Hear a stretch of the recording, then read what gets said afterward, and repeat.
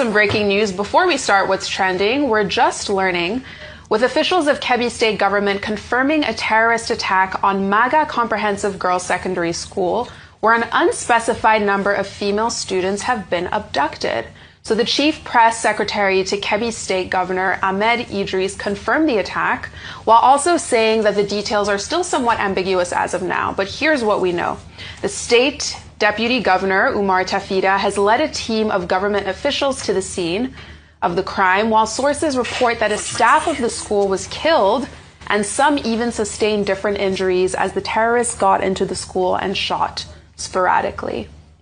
So we'll definitely follow that story. Speaking of security or insecurity, let's head over to Katsina State now, where shocking new footage appears to show a number of armed bandits on motorcycles and bicycles storming the Kankia local government area of the state. So in this video posted on Saturday, a group of bandits ride into an open area as gunshots can literally be heard firing into the air, as no security presence is there to counter them or protect residents. Let's take a look at the video, then discuss it.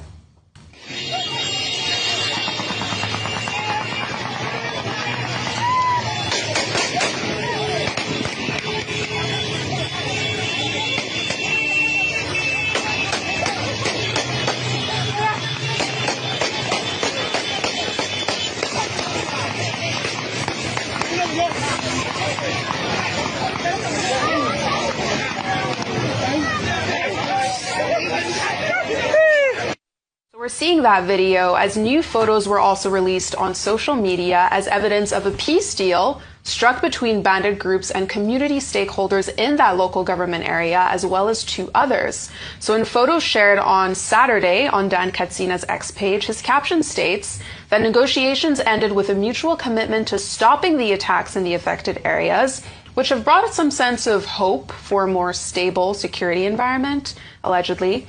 But this peace deal has raised questions about what that peace deal might look like in neighboring local government areas, especially in Kano State. Interestingly, it's often believed that the de-escalation of violence in one area can have a ripple effect, pushing the violence instead onto another area in close proximity. And I'll come to you on this. I mean, that video, it's just the brazenness of the attack, how just, they're completely out in the open and no one's around to stop it. So the stories we've taken this morning show clearly that we have a deep insecurity problem in Nigeria, and it's an inherited problem. It didn't start with this administration.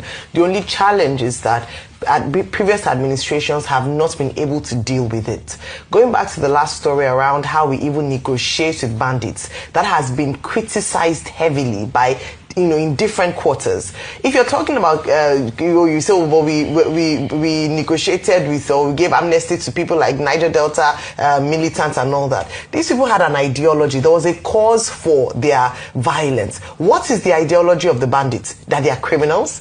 Very soon we'll be negotiating with kidnappers and thieves. We'll be asking them to come to a round table to let us talk as to how we can appease them so that they don't steal our look at the brazenness of their attack, and the fact that they have no respect for security operatives. So it's either one, the security operatives at this point can be accused of being in collusion with them, whereby they are aware or they are compromised, because there's no way that we have security apparatus in Nigeria and this brazen show in broad daylight is happening. So it's either one, we begin to interrogate whether or not the security operatives have been compromised. The second part of it is that we are just unable to, we don't have capacity for this. And that's why some Nigerians are saying, let the US come. Because if we've not been able to deal with this problem for so long, then maybe we need external help from people who have capacity to help us. But at the crux of it is the fact that we need to deal with this incessant insecurity that's plaguing across all Nigeria. And I want to speak about the Kebbi girls.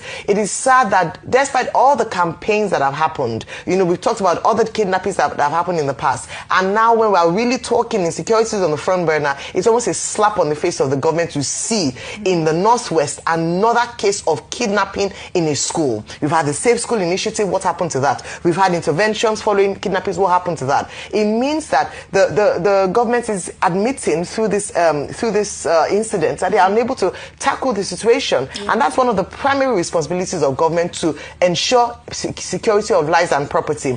Finally, on Christian genocide, I'll just say this one point, that with Dr. Essien going to Plateau State, I said it was a good move because we need to deal with this kinetically and non-kinetically, but it's also an admission that the government was too hasty in responding to the claims of Christian genocide without even an investigation first to speak to community leaders. So their reaction, first of all, knee-jerk, was deny, say it's okay, then go back and say, okay, come together, let us talk to you and ask. Should that not have been done first before they went on to deny that it was happening in the first place?